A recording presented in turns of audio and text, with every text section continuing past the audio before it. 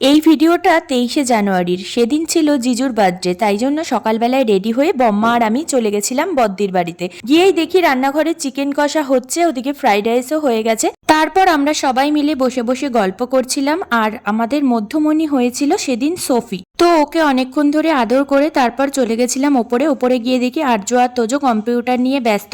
তারপর ছোটদি আর আমি চলে আসলাম ডেকোরেশন করতে। কেকটা কিন্তু জাস্ট দারুণ ছিল, ছোটদি এনেছিল। আমি তো বেশিরভাগ টাইমটা শুয়েই কাটিয়েছি। এদিকে ছোটদিকে দিয়েছিলাম বেলুন ফোলাতে, আর ও বেলুন ফোলাতে গিয়ে বেলুনটাকে উড়িয়েই দিয়েছে। বেলুনটা যে কোথায় গেল আর পরে খুঁজে পাইনি। তারপর কোনো রকমে আমরা তাড়াতাড়ি করে ডেকোরেশন শেষ করলাম। ডেকোরেশন শেষ হতেই ছোটদি চলে গেছিল জিজুকে ডাকতে, আর জিজু তো এইসব দেখে খুবই সারপ্রাইজড হয়েছে, কারণ জিজু আর্মিতে চাকরি করে, তাই বেশিরভাগ জন্মদিন বাড়ির বাইরেই কাটে। এই বছরের জন্মদিনটা বাড়ির সবার সঙ্গে কাটাতে পেরে জিজু কিন্তু খুবই আনন্দ পেয়েছে। আর এই সব যে আমরা করব সেটা কিন্তু জানতো না, সবকিছুই কিন্তু আমরা লুকিয়ে লুকিয়েই করেছিলাম। এরপর বদ্দি জিজুকে একটু কেক খাইয়ে দিল, আর আমি এই সুন্দর মোমেন্টের একটা ভিডিও করে রাখলাম। তারপর চলে গেলাম বদ্দির ব্যালকনিতে। ওখানে প্রচুর ইনডোর প্ল্যান্ট রয়েছে, আর আমার আজকাল গাছপালা ভীষণ ভাল লাগছে। আমি একটা ছোট্ট বাগান করেছি, তোমাদের সাথে পরে কোনো একটা ভিডিওতে শেয়ার করে দেব। আর ব্যালকনিতে ছিল একটা দোলনা, সেটাতেই বসে বসে আমার বেশিরভাগ টাইমটা কেটে গেছিল সেদিন।